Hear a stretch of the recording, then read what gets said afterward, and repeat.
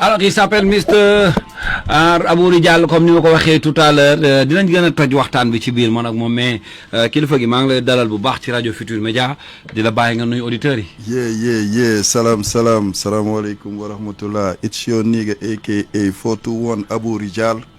Yeah 4 to the 1 maanaam de la multiplicité vers l'unicité. Abouri Diallo daj maanaam daj dëpp gi daal. daj dëpp gi di la ziar bu wér. Mr Kals di kontaan ci lu ma nekk nii ci émission bi. bu baax di ziar ñëpp ñi nga xam ne yaa ma gën a xam ñoo tax mbir mi mun a nekk ñoom King Kemba. ay ñoom ziar oy Olibi ak xam nga ay sama gars yi daal ku lim juum ñoom ay nii Cheikh Tourat everybody. you know waa ëxlu fëxës whatever.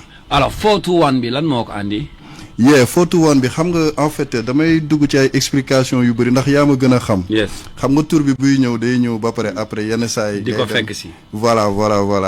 mais au finish pour tënk wax bi one time nii xam nga 421 mooy de 4 vers 1 moo tax xam nga. gars yi dañuy wax 4 2 1. ok waaw 4 2 1 ah 421. waaw jóge 4 à.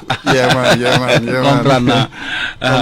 alors j'ai vu ci parcours bi que doo gan ci hip hop bi depuis dans les années 90 nga commencé di nekk ci hip hop di def musique bi et tout jot nga jaar ci ay groupe de rap ba finalement tu t'es retrouvé seul pour def sa carrière solo qu'est-ce qui s'est passé entre temps su ma juumul du benn wala ñaari groupe rek mais jaar nga ci ay groupe jaar nga ci ay clan ba finalement nga def sa carrière solo et à un moment xawoon nga téye tuuti stand by tukki nekk ci ay affaire lu tax carrière bi am lenteur boobu depuis 90 ba léegi. waaw xam nga rek yoon yee bokkul daal yoon yee bokkul te wuutee xam nga ku ci nekk des fois yow sa parcours doo sax xam nu mu voilà quoi.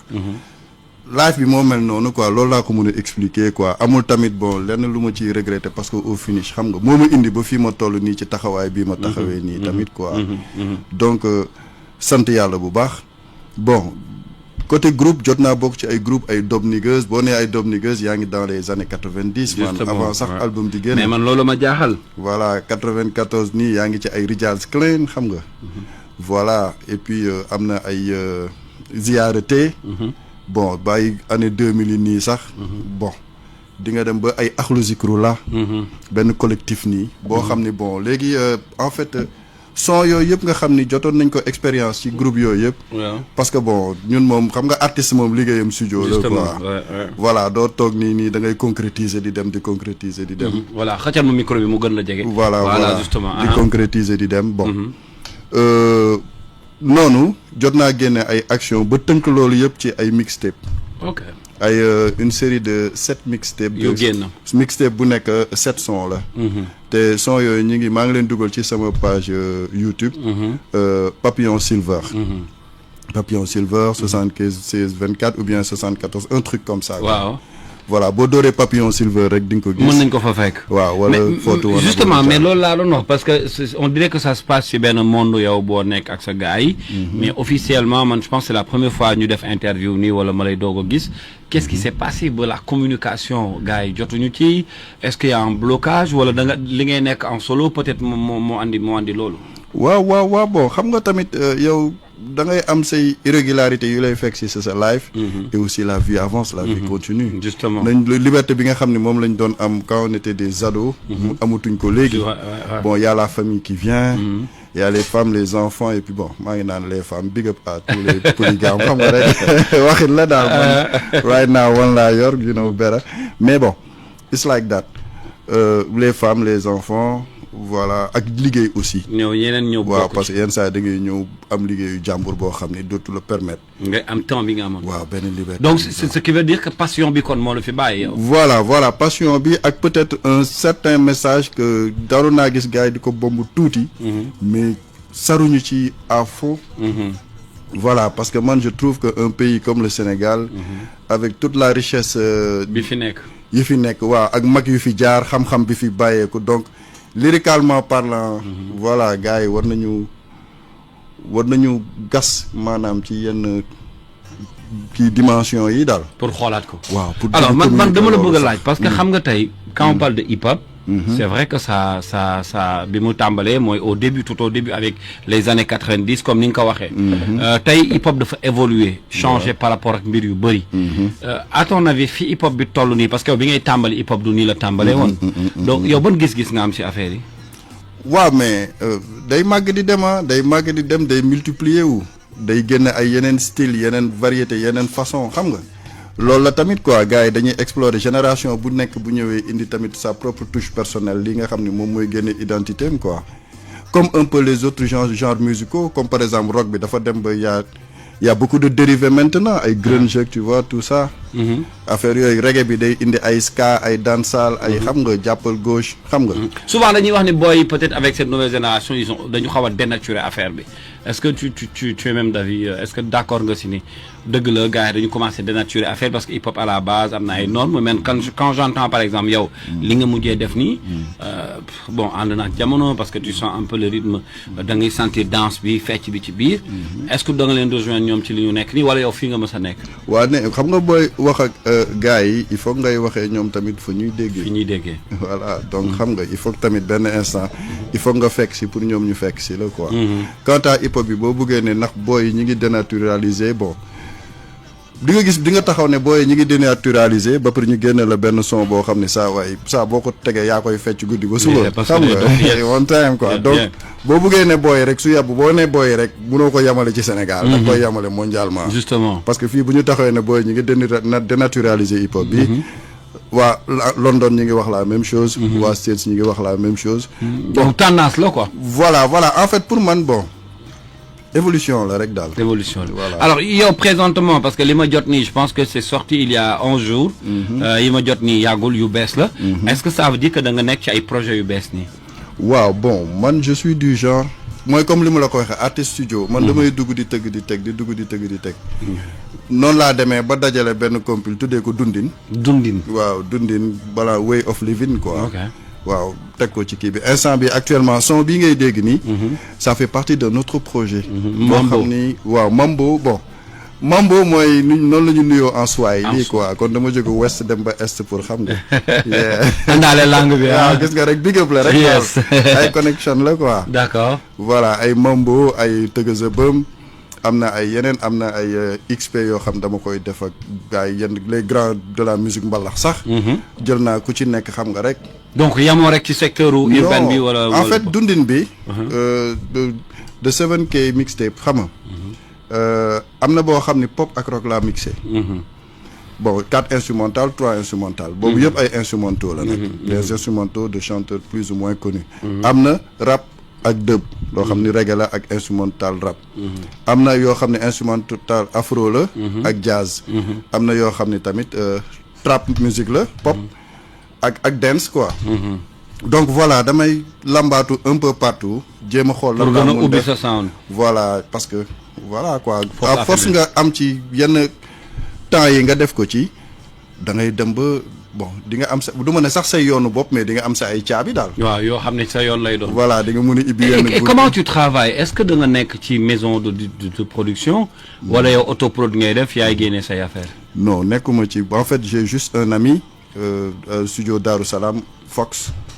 El Mokhtar sax lañ koy wooye il s'appelle maintenant El Mokhtar mais gars yi waa démb ñoom ñëpp Fox ñu gën a xam il a même travaillé sur des albums comme ci ay albumu gars yoo xam nañ leen quoi ex Canon Record la quoi en général foofu laay dem di job moom on se connaît on se comprend donc dañuy ñëw yenn saa yi ñu composer yenn saa yi man tam damay composer samay kon yow yaay def say production bon comme son bii nii bon en fait production bi man la instrumental bi man ak moom la. donc voilà des fois il me donne des instrumentaux. des fois ma indi samay instrumentaux. des fois ñu toog job ci ay son. waaw mais bon ça bu ñu joobee rek bon dañuy génne lyrical bi.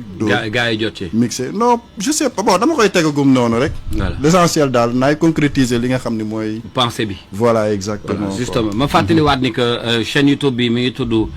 Papillon Silver. boo fa duggee tu peux découvrir d'autres titres yoo xam ne mi ngi ci.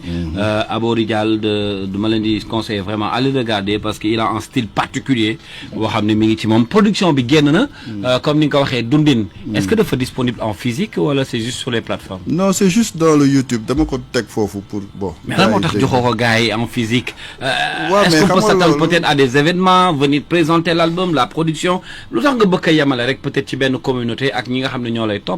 alors que ce que tu fais war nañ ko mën a découvrir. waaw loolu neex na dégg. mais bon tu sais xam nga du tamit doo tëb dafa am ay yoon en fait. dafa am ay yoon dafa am lu bëri lu mu laaj. donc gars yu bëri ils n'avancent pas parce que pour ñu avancer il faut que ñu am manager. pour ñu avancer il faut que ñu am producteur. pour ñu avancer il faut alors que. yooyu yëpp man dama leen tegee ne rek quoi. man kese daal maay dem lu ma fekk si ma xam ne lu fekk si na ma. lu ma fekk siwul tamit j'avance. avance boobu nga xam ne moom laay avancer. moo dem ba indi ma tey fii. voilà alors que am na ñoo xam ne bon dinañ ut benn koo xam ne benn team boo xam ni. dina leen hook. ñoo xam ne ñoom dinañ mun def yenn action yi daal. voilà alors bëggoon naa la laaj aussi parce que daf ma intéressé parce que un artiste quand même suy def dara public bi daf ciy bokk. link yi dafa ciy bokk.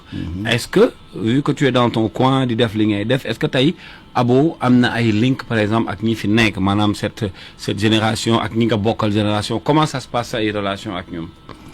bon man relation de déglu enjoy laa gën a am ak gars yi en fait damay déglu enjoy voilà ñi ma ko seqaloon ñu bëri ñii dem nañu ñii génn nañ ci dox nañ ci leneen xam nga. bon voilà man daal je suis dans mon coin je fais mes trucs et puis bon j'essaie de trouver le moyen le plus facile pour gars yi am ci accès parce que dama toll fi nga xam ne c'est le message plus qui est important. voilà donc man le fait gars yi bu ñu ko mënee jot rek man ça me va quoi. voilà yaa ngi wax dundin. dundin veut dire ni xëy na ku nekk ak ni nga koy jëlee mais man ni ma koy jëlee mooy par exemple ñun suñu dundin ci àddina. sa dundin ci sa biir réew. est-ce que am nga dund bu ñoŋ. est-ce que am nga li nga bëgg wala yow en tant que citoyen nan ngay dundee. nan nga gisee dundinu sénégalais yi dundinu askan wi yow en tant que citoyen. non Galsen bu dee actuellement nii moom tar na mais bon tar boobu tamit moom ngay gis un peu partout ah. waaye am na dëkk yoo xam ne gis nga seen prise yi ñu ngi indi ay charte yu bees tàq. gars yi ñu nekkoon ci biti ce n'est plus ce que c'était. donc dañu nekk ci benn dimension boo xam ne dafa dëgër daal. dafa serré. donc voilà bon léegi par rapport ak loolu yëpp après nag léegi yow nit ki pour mu mun a avancer surtout réew yi. il faut ñu puiser ci seeni ay valeurs. il faut que ñu dem delluwaat ci seeni ay valeurs gor yi xam nga ngor beeg kersa beeg fulaak fayda beeg jom beeg yooyu rek moo ci mën a génnee mais sinon bu ñu amul repère ci foofu rek saa yi da ngay rey ba est-ce que da nga gis ni dañu commencé perte valeur yooyu waaw xam nga c'est la mondialisation tamit quoi léegi nag xam nga gars yi tënkatuñu seen bopp rek benn instant ci seen dëkk daal day gis koo xam ne mi ngi dëkk bii mais réalité bi muy dund saa yi du dëkk bii de parce que noonu la demee léegi gars yi moom voilà barrières yi dañ ko même bu fekkee physiquement les frontières sont là mais mentalement barrières yi explosé nañ ko tu vois gars bi nga xam ne la majeure partie de ses amis gars ñu ngi bitim réew ci téléphone bi lay communiquer ak ñoom fa lay yam voilà ñi ci biti nii bon ñu nga xam ne ñoo ko xam dëggantaan nekkatul sax ñu nekk fii daal voilà gis ñoo xam ne dem nañu toog nañu dem nañ dëkk ba nee nañ waaye ñun de yegg si nañu bàyyi après toog ceene foofu quoi voilà quoi léegi bon dundinu àddina moo demee noonu waaw dundin bi léegi nag ci biir dundinu àdduna bi nii léegi nag il faut que yow nga xam yow yaay kan yow yaay kan yow qu'est-ce qui te caractérise yow kan mooy say parents kan mooy say maam ñan ñooy say référence fan nga bokk voilà voilà loolu mooy li nga xam ni moom moo lay mën a jàppale delloo say ay valeur voilà des fois mun nga def comme gaa yëpp nu ñuy def mais yenn saa itam da ngay def li nga xam ne yow yaa est-ce que njiit yi dañ ci am part de responsabilité ñi jiite ñi ci dundin bi waaw mais xam nga tamit boo jiitee kenn pour mu guider la daal bon boo jiitee kenn il doit être un guide bon léegi nag population bi moom day wax population bi day wax déjà population bi waaye di nga def lu bëri nice mais lu tuuti ngay def gars yi dañuy dal sa kaw donc pour satisfaire la population c'est pas facile donc njiit yi moom lu ñu munti def neen jàpp ne doyul waaw njiit bi moom njiit surtout un pays des pays sous-développés là man il faut que gars yi def il faut qu'ils se sacrifient donc il faut que ñu sacrifier seen lépp joxe seen bopp ci pour dëkk bi après lu ñu leen yekk seen kaw garaawul mais neen def loo xam ne parce que au finish yow boo paree ba dem ba wane ginnaaw foofu la ñuy soog a nag gestoo xool nag est-ce que yow au fond jooboon nga wala jooboo ndax bàyyi nga fi dara ak bàyyi woo fi dara kon def ko balaa muy trop tard voilà aussi tamit na gars yi insister ci social bi c'est important social bi moom c'est important alors ci dundin production la yan thème nga ci développé bon en général en fait lu ci ëpp spirituellement la ok lu ci ëpp spirituellement parce que tamit mooy base bi quoi mooy tax nga dal quoi am force tranquille quoi xam nga voilà mooy lu ma doon wax rek bàyyi màggal bu jotee saa yi ñun ñëpp dañuy daje Touba. waaw gàmmu tamit ñuy dem Touba noonu ñoom ngay dajeeg Tivaouane ak Medina Baye. justement. oui Popenguine sax nga gis ay voilà ay. jullit yu fa dem xam nga. dem maanaam ñu ngi dundal loolu daal. donc loolu mooy li nga xamante ni mooy loolu deuxièmement tamit moom moo waral sax ñu mun a. dund en paix. de aussi di insister ci cousinage à plaisanterie bi. wax ne tamit. gars yi waaw nen dalal seen xel yi dal parce que des fois nga gis certains gens qui s'emportent alors que kalante bi boo xoolee ku ci nekk mais sa bopp nga gën a mun a kaañoo ko n'importe qui. yow li nga yekk sa bopp sax. doo ko yekk jàmbur. koo gis humoriste boo gis muy kaañoo. boppam lay gën a sonal. dëgg la. donc voilà loolu tamit c'est une richesse bi nga xamante ni il faut que ñu sàmm ko aussi quoi. bokk na ci valeur yi. voilà après nag bon ginnaaw l'amour divin bon l'amour de son prochain. et aussi tamit comme que adduna bi léegi da ngay ree ba tas l'amour entre xam nga rek. justement yaa ma gën a xam. voilà mi ngi noonu il s'appelle soxna yi daal. Mr Fodouane Abou Rijal moom mooy suñu gan tey on tenait vraiment pour recevoir ko pour waxtaanee surtout son projet bi nga xam ne ci la nekk nii ak yi mu nekk di liggéey gis nañ ni récemment yaa ngi def ay sorties di def ay interview pour mën a communiquer avec ton public. man sa li ma intéressé dama si dellu soit est-ce que on peut s'attendre par exemple des featuring ak boy yi muy Ngaaka Blindé muy Dip muy Akhlou Brick et cetera demain ak sa expérience bi nga am nga def ak ñoom ay affaire waaw mais je pense que ce serait avec plaisir. normalement loolu moom pour man warul mun a am problème parce que en fait ce sont des gosses yi nga xam ne ils ont prouvé ñoom teg nañu donc voilà je pense que link boobu bu amee bon pour man lu positif rek ci mun a génn peut-être man maa war a profité ci foofu pour samp loo xamante ni yaa ma gën a xam. jéem leen ko xam nga sax def tuuti yooyu pour xam nga. mais bon job bi nice na daal job bi nice na parce que gars yi ils font leur bonhomme de chemin quoi. ils sont en train de faire le maximum. déjà beatmakers yi léegi beatmakers yi sax bon da nga leen di gis ci mbalax bi yes beatmakers yi instant dem nañu. gars yi tojootuñu quoi. voilà. waaw ouverture bi daf ci am solo. justement ouverture bi daf ci am solo justement. waaw foofu la ñu gars yu bëri rawee. gars yu bëri mais côté lyricalement parlant yenn town yu bëri duñ seen morom. mais bi may déglu sound bi aussi dama am idée wu. parce que le beat. comme ni nga ko déggee nii. dama si dégg automatiquement mais mani. lii par exemple de le voir en spectacle en live. est-ce que c'est prévu déjà mais est-ce que prévoir nga teg ay scène wala participer ci ay scène pour wane au moins public bi. en termes de spectacle gars yi gis la fa tamit.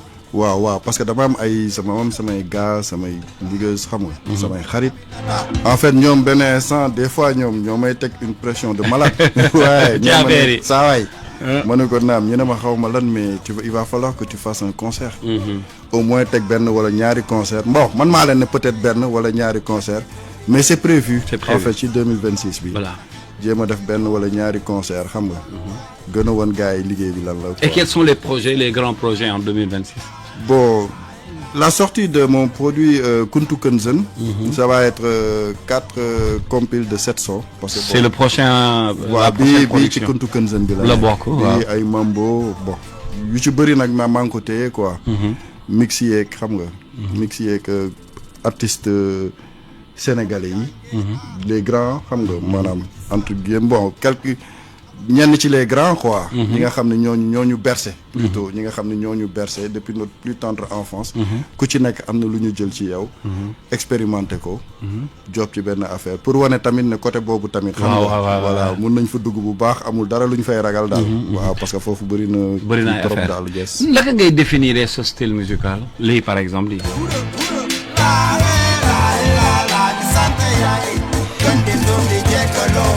parce que man daf may yóbbu ci un peu le style de Niagas que je félicite un peu. Il a voulu à un moment créer son style buy rap wala bu tegoo nga xam ne ça c'est Niagas. génne na benn album sax d'ailleurs xam naa semaine prochaine dinañ ko dalal.